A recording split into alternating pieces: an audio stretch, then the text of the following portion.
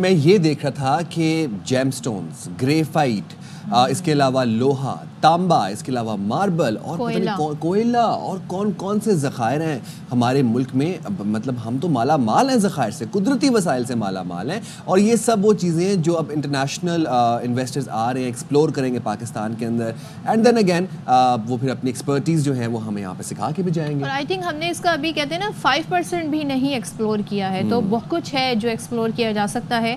اسی پر چلے ہم بات کر لیتے ہیں، اور ہمارے ساتھ موجود ہیں ریکوڈیک کے سابق country head Ali Ahsan Rind. Thank you so much Ali, ہمیں جوائن کرنے کے لیے بہت شکریہ. ہمیں تھوڑا سا بتائیے گا، کیونکہ بہت معلومات ہم بھی چاہ رہے ہیں اپنے ناظرین تک پہنچانا، اور ظاہر جب آپ جیسے ایکسپرٹ آ کر ان ایشوز سے بات کریں گے تو بہت کچھ سیکھ سکتے ہیں. سو پاکستان منرل انویسٹمنٹ فورم کا یہ پلیٹ فارم کتنا گیم چینجر ثابت ہو سکتا ہے، اور ہم اس سے ایکسپیکٹیشنز کیا رکھیں؟ پاکستان منرل فورم جی از اے میجر اسٹیپ، اور آج جو ایونٹ ہے it is a historical day for us. It is in start for something which will be a game changer for our country, for our economy, for the mineral sector. دنیا کے تمام بڑی mining jurisdiction میں جی mineral summits ہوتے ہیں.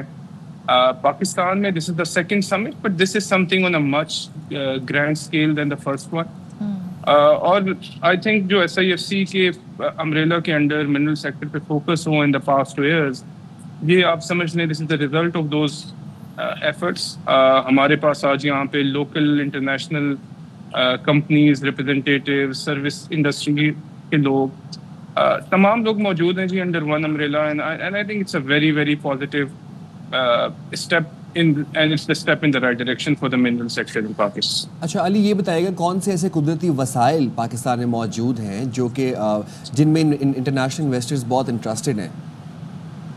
دیکھیں اس وقت جو انٹرنیشنل منرلز میں ڈیمانڈ ہے، وہ کرٹیکل منرلز جو آپ نے سنے ہوں گے، ہمارے ساتھی سنتے بھی ہوں گے، وہ تمام کرٹیکل منرلز کا پوٹینشیل ہے پاکستان میں. کاپر اینڈ گولڈ کی آپ کو پتہ ہے بڑے پروجیکٹس ہو سکتے ہیں، ہو رہے ہیں، ریکوڈک پروجیکٹ ڈیولپ ہو رہا ہے. اس کے علاوہ ہمارے پاس لیڈ اینڈ زنک، اینٹیمنی، تقریباً تمام منرلز جو کہ ہائی ان ڈیمانڈ ہیں، ان سب کا پوٹینشیل موجود ہے. اور ود ٹائم آپ دیکھیں گے کہ وہ ڈیولپ ہوں گے، اور پاکستان انشاءاللہ will become a major mining company, major mining country انشاءاللہ. اور ہم اگر ریکوڈک کی بات کریں، ماضی میں بھی بڑی کوششیں ہوئی ہیں، اور آپ ظاہر ہے آپ سابق کنٹری ہیڈ رہ چکے ہیں، ریکوڈک کا جو پروجیکٹ رہا ہے اس کا، تو تھوڑا سا ہمیں بتائیے گا یہ کتنا پاکستان کے لیے فائدہ مند ثابت ہو سکتا ہے؟ This is one of the top 10 largest copper mines in the world. It is a tier 1 project, so it is categorized as one of the big mining projects globally. اس کے آپ دیکھیں کہ اس پروجیکٹ کے بعد پاکستان کا مائننگ سیکٹر اوپن اپ ہوا ہے، international investors کا کانفیڈنس بڑا ہے ان دا مائننگ سیکٹر، اور پروجیکٹ کی فیزیبلٹی کمپلیٹ ہو گئی ہے جی. The project is going into development, جو کہ ہمارے لیے ایک بڑی پازیٹیو بات ہے.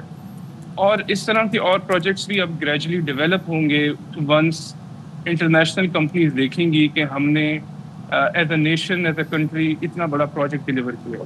اچھا علی، لیتھیم پیٹرول ڈیزل کے بعد آج کل کافی ڈیمانڈ میں ہے، پاکستان میں لیتھیم کے ذخائر موجود ہیں؟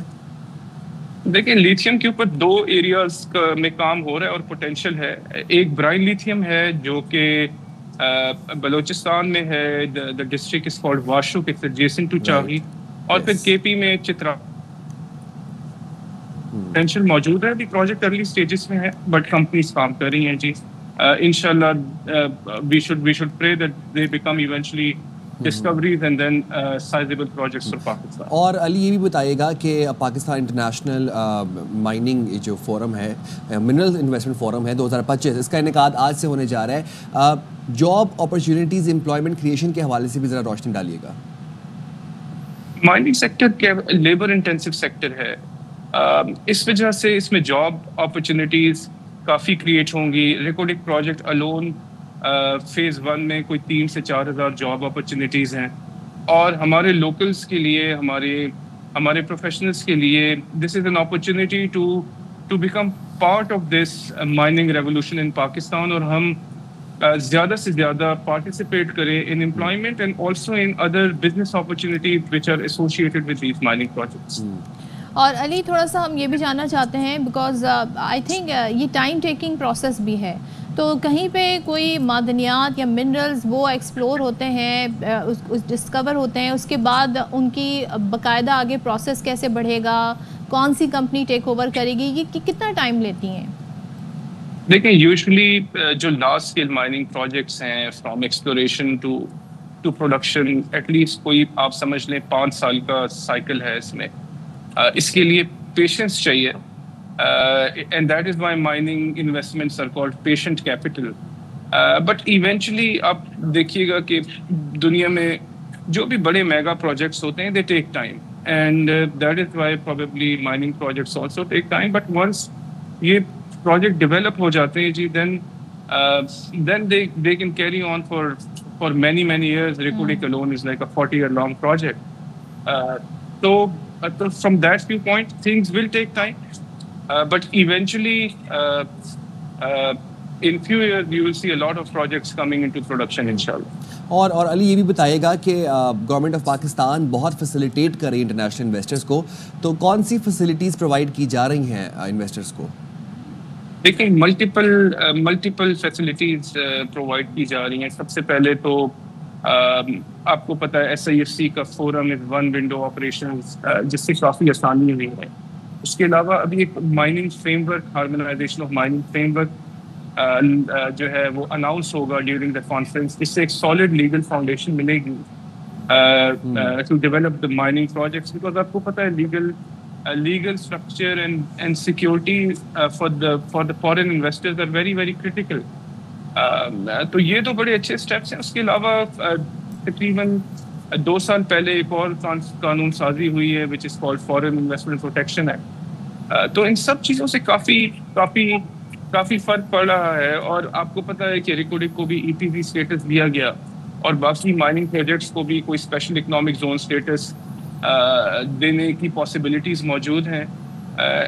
اور اس سے انویسٹرس کو فیسیلیٹیشن ملتی ہے, کانفیڈنس ملتا ہے. اور آئی تھنک ہم اسی ڈائریکشن میں جا رہے ہیں اور بہت اچھا کام ہوا ہے in the sector in past 2 years.